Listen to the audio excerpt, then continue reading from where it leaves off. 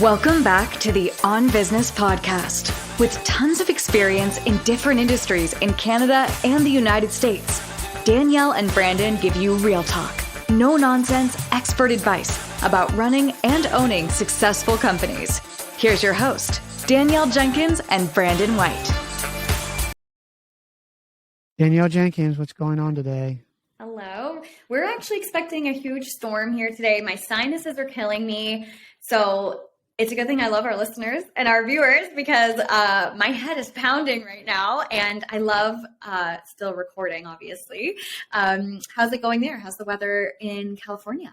More rain, but we need it, so we're not going to complain. But we did have snow here in California at the mountains. Actually, we had snow in town, which is absolutely insane for Northern California. Wow. Today, we're going to talk about what to do when someone copies your business.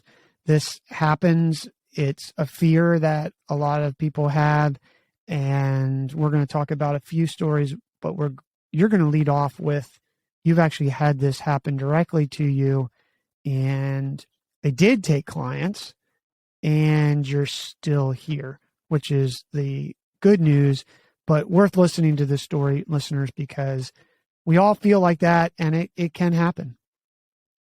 Yeah. I think this is such a great topic because nobody thinks that the people that are either working for you or people that you know are going to either copy what you are doing or even take clients. I have a few different scenarios that has happened with multiple different outcomes. And I just want to share it because it is a fear. A lot of people are scared. A lot of people it happens to, and they immediately want to shut down because they think that that person is going to do better than them.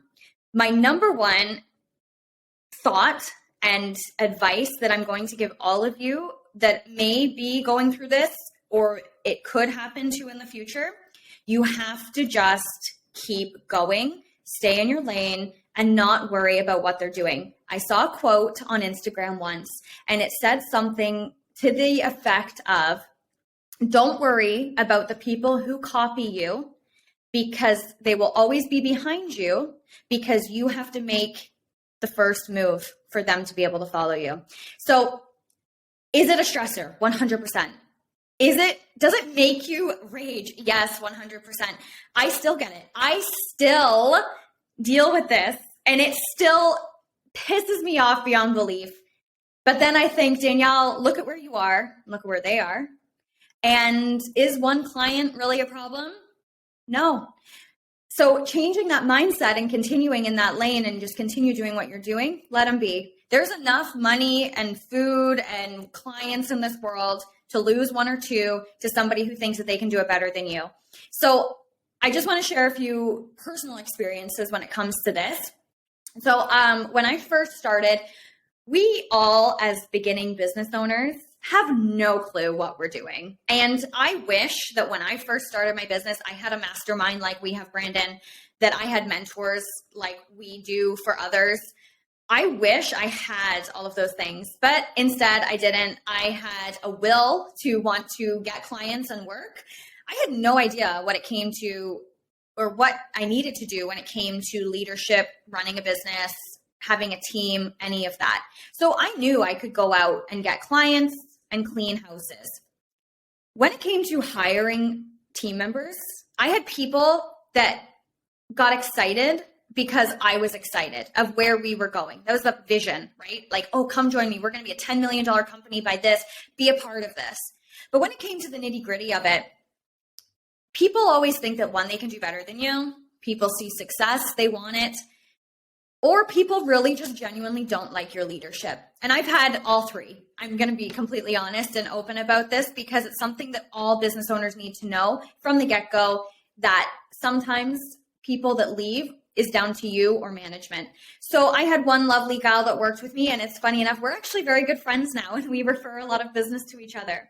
So we had a great relationship. She was working with me cleaning houses while I was still on site cleaning houses, and we were working together. And one day she came to me and said, "Hey, Danielle, I think, I want to start my own cleaning business. And so I'm going to work with you until my business gets going. And I mean, I love this girl. I didn't want her to go. I needed her. But my first instinct was I was annoyed. But then I thought about it and I just said, okay, that's fine. I support you. However, today's your last day. Because from that point on, not that I didn't trust this person, they could have taken my clients. And I couldn't risk that. I was a brand new business. Like I had only been open like a year. I was maybe doing 150,000 in revenue. I couldn't afford it. Like I couldn't afford for her to take one client at that time. So I said, best of luck. We're good here. A couple of years passes by and now, she has a very successful business. She is in kind of her territory and we bounce business off of each other. She gives us clients that come to her that are in Toronto. We give her clients that are much more north. That's the region she's in. And we do a lot of mentorship together. She bounces ideas off of me. She knows that she's still a growing business and she has a lot to learn. And she's been very open and honest with the fact that if it wasn't for me, she wouldn't be where she is. That's a very positive, friendly, powerful outcome. But then you have outcomes that I'm going to get into now. So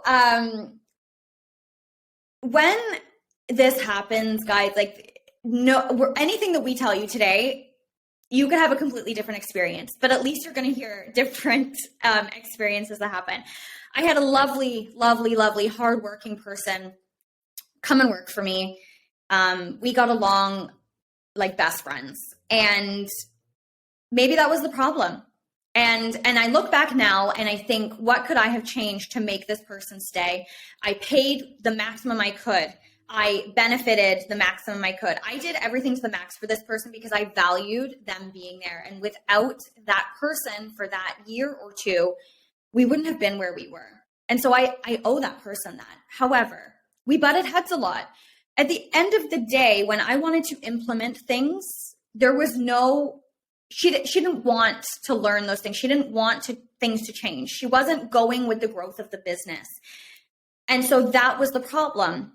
But then because of that, we didn't agree on leadership skills. We didn't agree on management skills. She wanted it to be done one way, and I wanted the best for my company to be done this way.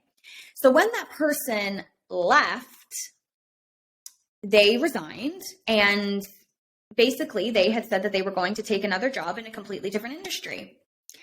And we said, no problem. We support you. Best of luck. We knew there were some butting heads, but, it was better that it just ended that way. And that was that. Well, then all of a sudden we started seeing some of our clients that this person was taking care of were just magically canceling services because of this reason and this reason and this reason. Then I put two and two together. And then this person blocked us all off of social media. We couldn't see what they were doing. So I had a really strong inclination that this person had then started their own cleaning business and were taking clients. And sure enough, they did. So maybe the $500-$600 that we had now lost a month from these couple of clients that this person took, did it suck? Yeah. Was it an ego punch? Yeah, 100%. Did you just want to call that person up and say, what the F are you doing? This is my business. You wouldn't have this if it wasn't for me. But I didn't. And I just left it and I let it be.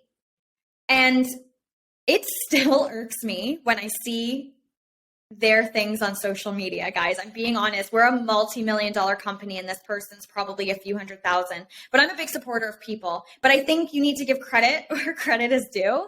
And it still drives me nuts. When I see these people's things on Instagram and Facebook, and it got to the point where I needed to do something positive with that energy because I was spending too much time harping on it. So I continued with what we were doing. I knew we were doing better. I knew we were going forward quicker and faster and better than this person was. But then what I started doing to turn that into a positive energy and to make that person, maybe it was a little pettiness on my side, I'm going to be honest, but I'm going to tell you anyways. If we would get a call from a person in that area and we couldn't take them on as a client, we referred them to that person. So now when that person thinks that we are sour or bitter because them leaving and starting their own business untruthfully in a rude way and very unprofessional by taking clients, we're still holding our heads high. And that has kept us to where we're going and kept us in our own lane and kept us in a positive mindset. Because if you spend so much time, energy, and even money, I mean, if you're spending time, it's money. So if you're spending all these things stressing about this one person taking one client when you potentially have 10, 15, 20 clients coming your way, you're going to lose those other clients that are coming your way because you're focusing on this one. Losing those 3 clients 2 years ago, we've probably gotten 300 new clients since then. So it's so irrelevant, and you have to put your personal pride away. Now, saying that, there's scenarios that Brandon's going to get into with some experiences where this could happen, where this person has taken company information, data, like client information, email lists, like they are then stealing property. That's a whole other ball game. But when it comes down to just somebody stealing your client, being sneaky, being devious, they're the ones that have to sleep at night and just hold your head high and just go on, because at the end of the day, it will suit you better when you can still hold your head high and know you're doing better than that person. That's all I have to say about that. Well, I think that if you break it down to think about how you handle it in anything, if you think about 2 circles, one of them has what you can control. The other has what is important. You can apply this to your business, your life, whatever it is. And then you just move them together a little bit. There's an overlap there that sort of looks like a football. Mm-hmm. And that is what you should do. And that keeps you sort of grounded in the sense that what you can't control is someone else leaves and starts a business. When I first started my first business, I had bootstrapped it. Then we raised a bunch of money, but we didn't raise comparatively, we didn't raise a lot. I think we raised a little bit over $3 million total. I didn't know anybody. Mm-hmm. And somebody else came in and copied the business. They convinced somebody, because they raised like 11.5 or $12 million. And everybody panicked in the company. I don't know that I panicked, but it feels like in that situation that this is an example of where someone just raises more money than you. And at the end, after I sort of got over the, shock, I just sit back and say, well, we can't control that. That's already happened. Mm-hmm. We have to control what we can control. And if we continue to execute on what we believe is the best product and service, then it won't matter how much money somebody has, right? Because your product and service is better. Mm-hmm. Now, just because your product is better doesn't mean it always wins. Maybe your marketing's off. In our case, our marketing was on. We had a community built. We were ahead. It's very hard to buy yourself into markets in general. You can outlast someone and put them out of business, but you can outlast someone and bootstrap your business and make it through, which is effectively what we did. They raised $12 million. We had a total of 3. .com crashed in 2001. A lot of things happened. They had raised a bunch of money. And when you raise a bunch of money, investors want those companies to spend that money. Mm-hmm. They don't want them to sit on the money. You're signing up to put your company on a rocket ship when you get venture capital and go to the moon. Mm-hmm. So they had spent their money. We didn't have a lot of money to spend. I bought the company back from the investors, and they went out of business.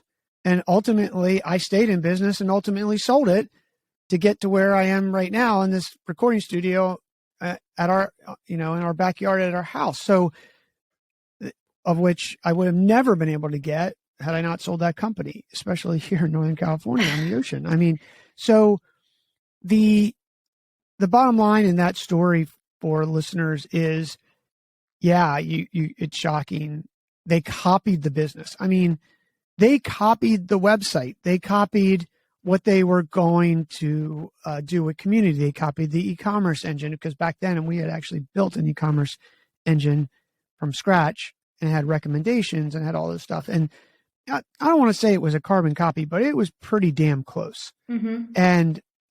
And that, you get mad about it. But what we did, and I'm not saying that that occasionally we didn't go look at that site and see what they're doing. But eventually I said, hey, look, we cannot do that. Right. Because we cannot react. If we get into reaction mode, then we're not leading and delivering our best product. And now you're just a copycat of someone who copycatted you. Right. And anyone who knows that when you take a print of a print of a print, that third print is not as good as the original. Mm-hmm. And we stayed focused, and it worked out. I mean, there was a lot of bumps in the road, and I'm sort of shortcutting that story because it wasn't as pretty as it quite sounds, but we did get there. And it was an example where they not only copied it, but raised more money. So yeah, in those cases, you got to go back to those two circles. You got to move them together where they sort of create that football shape and say, what can you control? Because anything out of that football shape that those two overlap, you are literally wasting energy 100%. and time and money. Yeah. And guys, like, I know even to this day, if we lose one client, whether it's a fault of ours, the economy, the change of heart from the client, change of personal circumstances with the client, I still personally get upset. I don't even talk to this person, and I hear it through our staff, and I'm devastated. I feel like that's it. Company's over, like business is over, we're done. So I don't want you guys to think that losing one client because somebody else potentially goes after them or they go with them is going to ruin your business. It really won't. And I can honestly say 1000% out of experience, we are doing way better than the 4 or 5 people. I'm telling you, I've had 4 or 5 people. And the cleaning industry is very easy to begin. It is very easy to go to the store, buy a vacuum, buy cleaning supplies, buy a mop, and go and hand out flyers and become a cleaning business. But when they have to come to scale and they have to hire people and they have to show leadership and management, then they will realize the struggles and what it's like, that I had to do, that they left. So back to my point is, I don't want you guys to think that one client is going to make or break you when it comes to them going after them, because one, that client's not going to be loyal to you anyways. You don't want them. Second of all, if I would have stressed so much about them taking one client, we would not be where we are today. And those people would probably be ahead of us. I think it's Coco Chanel says, if you are the best and you're the original, be prepared to be copied.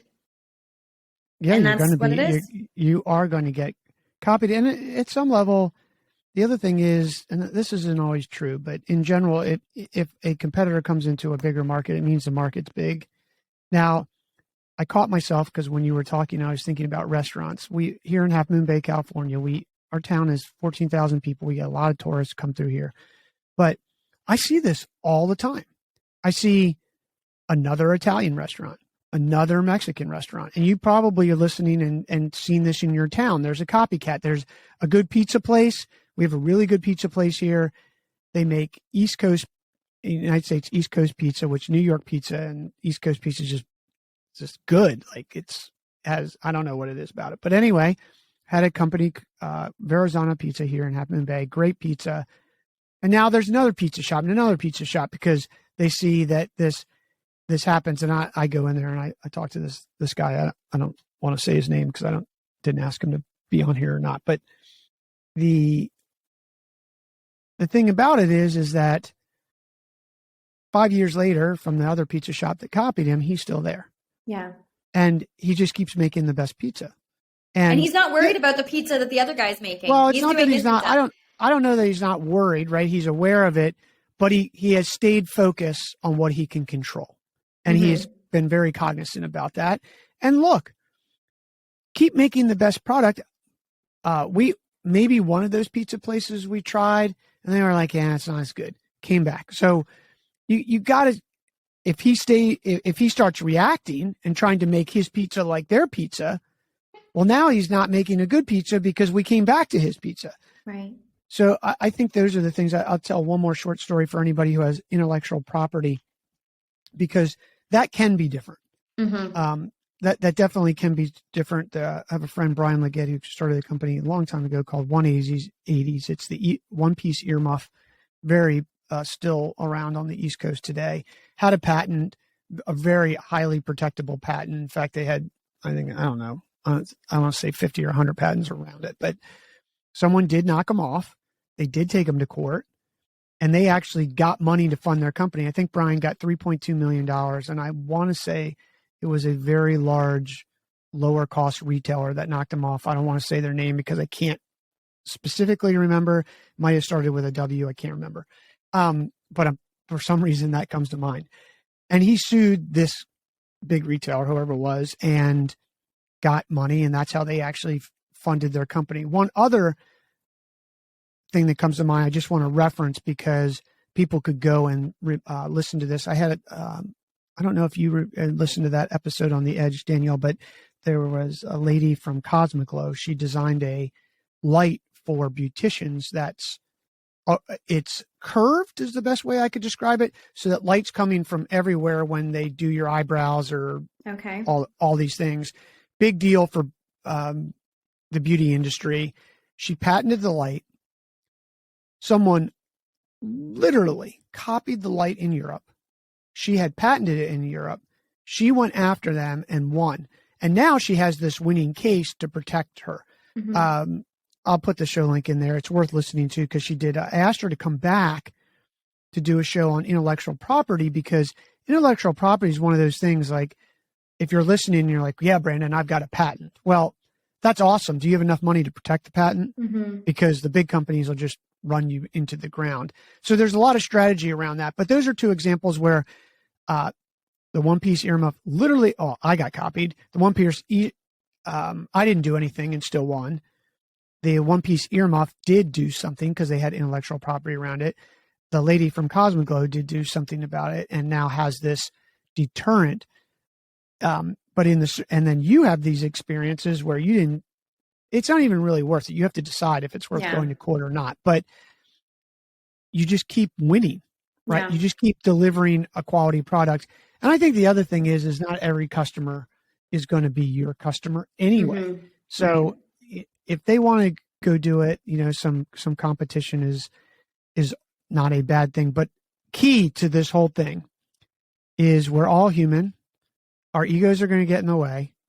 But if you lose focus and you start thinking that you need to be vindictive, or you have to, you're going to react to the person that copied you, then I would suggest you're in a downward spiral. That's not going to lead to a good spot. So, I think the thing you did is, funny that you still refer, and I'm sure that person just doesn't even know what to think that you're referring these customers to them. Like, what? Well, because on one hand, they're probably thinking that I'm the worst person in the world because I'm, pissed off that they started their own business. But then on the other hand, they're thinking, why are they referring people to me? Because in all honesty, as much as what they did, I thought was tacky, unprofessional, shady, and God knows what other word, they're a great cleaner. And ultimately, as long as my clients are being taken care of, because ultimately that client came to us first. And that's one thing I remember. They come to us and ask if we can take care of them, and we don't have the capacity in that location to do so. So then we refer them and we say, we're so sorry, we're unfortunately unable to help you right now, but this person can.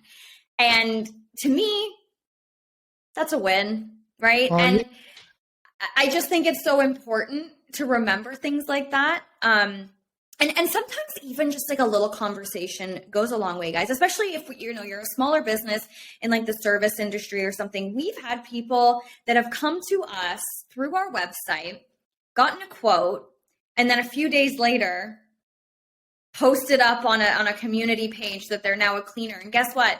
Their blurbs on their website, same font, same emojis, same words are the exact same as in our new client package and on our website. And sometimes all it takes is an email that says, hey, we noticed that you're a brand new business and that everything on your website is the exact same as ours. Out of respect for professionalism and our hard work, we would appreciate it if you just changed it to your own words.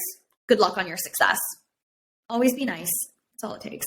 I mean, at some level, you sort of got to appreciate the grittiness, right? Like, that's like true entrepreneurial spirit. I mean, hey, I can do it better. And if you can do it better, like, I don't like it, but go get it. I tell people in the United States was founded and owned. Well, the United States was owned by Britain, the 13 colonies. And the grittiness of the founders of the United States of America to leave and create their own country, quite candidly, is a little gritty, because if they didn't succeed, they're all getting hung for treason. Right. That's literally who founded the United States. A bunch of people who decided that they don't want to take Britain's crap anymore. And if they lose, they all die. So, like, the grittiness, you got to sort of appreciate that, right? This woman leaves. She thinks she can do it. Like, yeah. I don't like it. I don't. And if they copy your shit, like, yeah, I'm going to send something like, hey, look, you've crossed a line. Yeah. But you do have to appreciate the grittiness, right? Because, a lot of us all have come from somewhere that, I mean, where'd you get the idea for the cleaning service?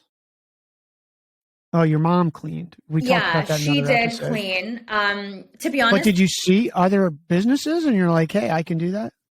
I didn't see any in our area, but one thing I can say is I did Google, like, how to start a cleaning business. You see other cleaning businesses, their stuff's on there, and you like, oh, that's a good idea. And you pull and you pull and you pull.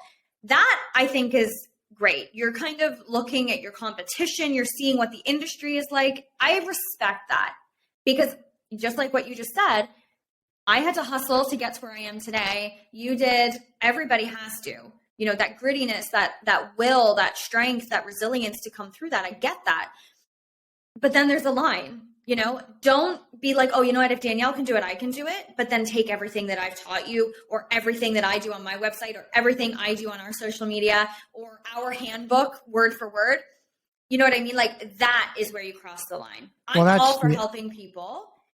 And everybody knows that. Like, people, they could come to me and say, like, hey, listen, I want to start my own business. I don't want to step on your toes. Do you mind helping me? Still kind of dumb on their part, but I'd be happier with that when it comes to that, rather than just doing it and being, literally copying everything. I just think it's rude.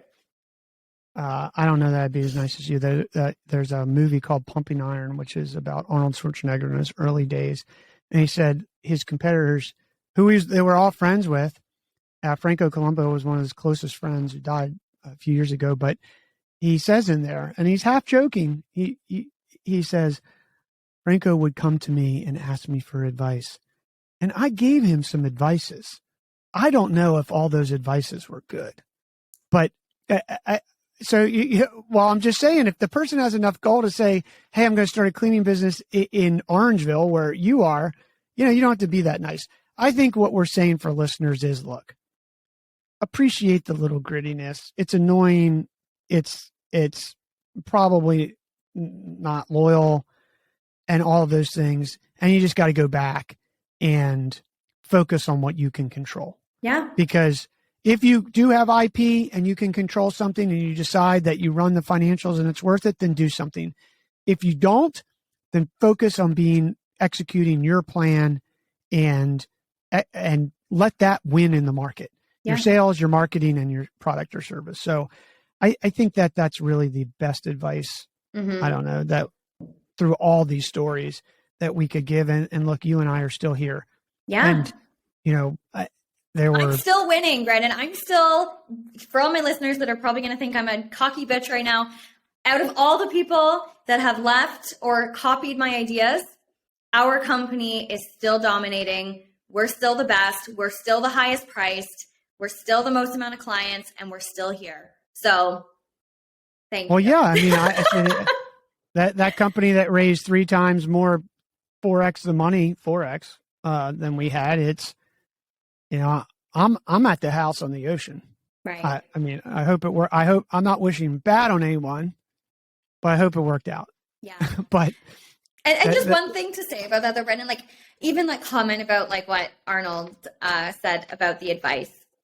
I'm a good person and I don't ever want to see any harm on anybody. Even people that have done me wrong, I still do not wish harm on them. So one thing to remember, guys, and I think if you catch the episode about my Google review situation because of that picture with an MP from our area. Oh yeah, we'll put that in the show notes. Okay.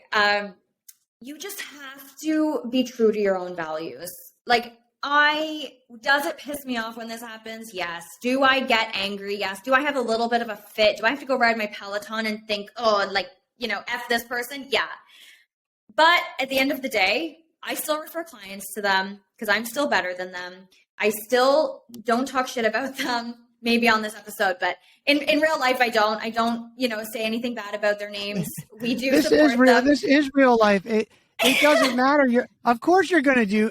I mean, we haven't said any company names, so it doesn't matter. No, exactly. Like I would never go out and say something bad about it's this just a waste person. of energy. It's not going to do anything for you. But if you're a person that has bad personal morals, then I mean, do what you got to do. But I'm telling you, you're the ones that have to sleep at night. You have to go to bed with your conscience. I can say true to myself, no matter what has happened to me, I have never, ever disrespected that person or those people, done any harm. If anything, I've given them more business, more money, and more clients. Hey, look, I saw your little lip move when I said that about Arnold, when you're like, eh. But hey, look, listen, as long as you're not evil, this is business. Yeah. Like make no mistake, we are competing. Mm-hmm. So I'm not saying you go burn their house down or slit their tires, but if they take your crap and then they say they're going to start a company and they want your advice, and maybe you give them some advice that's just not quite right, that's on them, not you. This is business. Like, I'm not trying to be evil, but I'm also not trying to build their business. Right. I mean, no, I get it. So one thing I am going to say, Brenna, just to add to that, one person, my most recent, that was about a year ago, that quit and wanted to start their own business.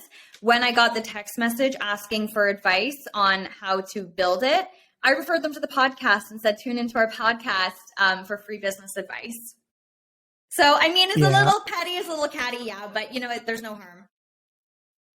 Oh, you actually just sparked. I actually had this happen. I had someone leave our company, a software company I had, who took the product, and then he did come back to me and ask for advice.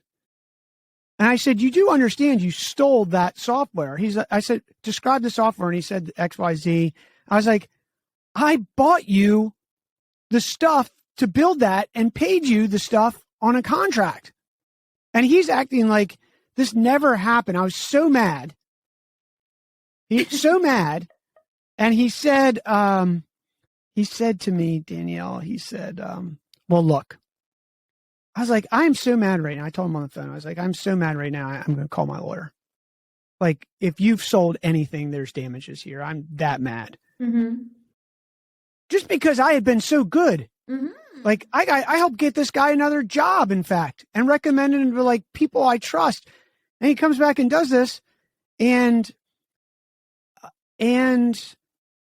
he says to me, well, look, you know business and I've already built this. We should work together. I'm like, I know business. I already built this and paid you and some other people to build it. I just take it myself. Like, what are you talking? And here's the truth. So I did take a Danielle tactic, and I was like, fine. Like, am I going to sue this person and spend my money on lawyers and get all, and I don't even know how big the market is for this thing, but it's the principle. So I was like, okay, fine. And I have not given him bad advice, but I did give him the exact advice that he needs, which is, you want me to work with you? You think you can do this? Okay. Where's the business plan and where are the financials? Mm-hmm. Well, I haven't run that. Well, you're in charge, boss. You're the CEO of this one. Yeah. Like, I'm not building this for you. Mm-hmm. You're going to have to do this. You're going to have to lead. You're going to have to do this. I was like, he said, well, I don't have that. And I was like, all right, send it to me next week. If this is like, you got this all ready to go, like this is going to be easy. He's like, well, give me 4 weeks. I believe 4 weeks was like December 14th, 2022.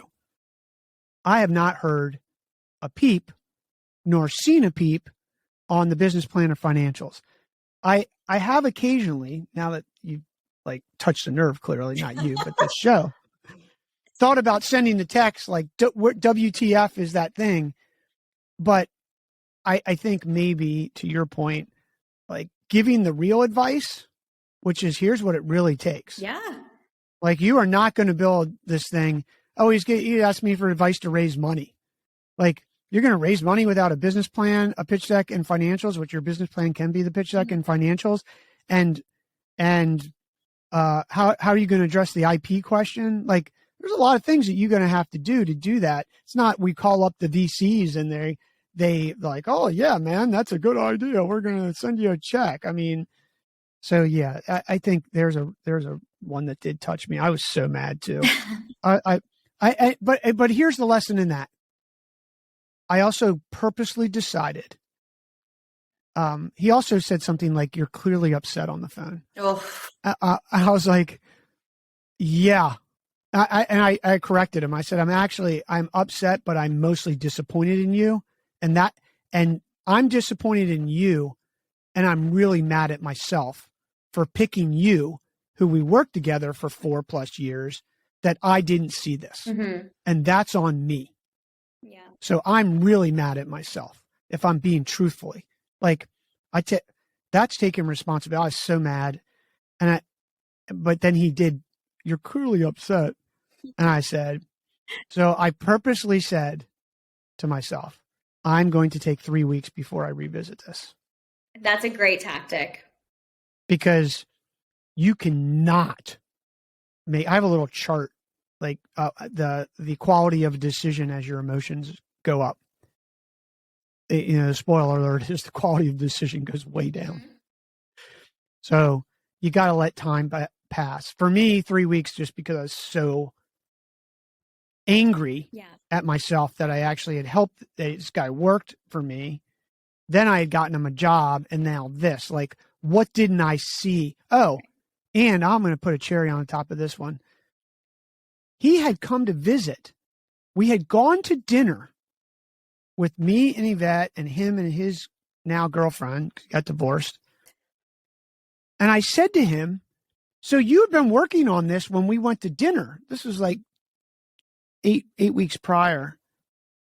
He's like, yeah, I had. But, Brandon, I keep things close to the chest. Oh. I'm like, you were lying to me in that dinner. So I'm just so mad at myself at this point. So do the football. Do what you can control, focus on that, and when this happens, do not make decisions. And this is like a blanket statement, I think, Danielle, on anything. Do not make decisions when you are emotional. Or send messages when you're emotional, because it will stay there forever. You cannot reverse that. No. Just shut your mouth and go for sometimes days. For me, it was 3 weeks. And I still got elevated when I talked to him, but not as much. But you got to get your head about you, because sometimes it's upsetting. It is upsetting. And sometimes those people who have done that, they know they did that. And I've also had that experience. Like recently, within the last 4 months, I share things on Instagram all the time, Brandon. Like, you see my stuff. And I've shared things that just apply to business in general. That's what I am. That's who I am. And I've had private messages come through of accounts that I don't even follow that say, oh, this must be about X person. And I said, well, if the shoe fits. Yeah, people opt into those things. Yeah. I'm saying they opt in. So, yeah, whatever. I don't really care. So what? I mean, it is upsetting. So, but all I think our message is look, this stuff happens. You can still win. You've got to keep you got to focus on what you can control and not make decisions when you're emotional. But you will be upset. Yeah. It is upsetting when it happens. And, but I think one of the things is to really look at yourself. Like, who are you mad at? Are you mad at that person? Or are you mad at yourself for selecting that person who did that? And then the last thing I'll add is to say, there is a little bit of grittiness that I can appreciate in this guy. The fact that I think what you said is important. When you cross a line of stealing things, yeah, that's a major line. If someone worked for you and they're like, hey, I'm going to do a cleaning service, and they sort of, they didn't take your handbook and they didn't take you can't ask them not to take what you taught them. right. But there is a line there where you're like, hey, the whole website, like you knock the whole website off. Right. Right. There is some IP around that sort of stuff. So Yeah. I don't know. Are we leaving listeners with some? Yeah. I just think, guys, you're going to be upset. It's going to piss you off. Don't react right away or at all, depending on the situation. And the number one thing is to just continue focusing on what you guys are doing. Whether you're the best cleaner, the best landscaper, have the best product, just continue working on that, and don't waver because another person copied you and you think what they're doing is better, because it's not. You guys are still winning. So just continue with what you're doing and just stay on your high horse and ride through it, because you'll still be ahead of them. And that quote that I said was about your copiers need you to make your next move before they can copy for their next move, is something to remember. So just stay in your own lane and just go, and don't even waste time, money, and energy on it. But it will piss you off. So just don't let that get to you too much. That's our advice for today, folks. We probably, Danielle and I, now that we've touched some nerves, could probably go on for another 30 minutes. But that was a good show for today, Danielle. Thanks a lot. Thanks, everyone. Bye, everyone.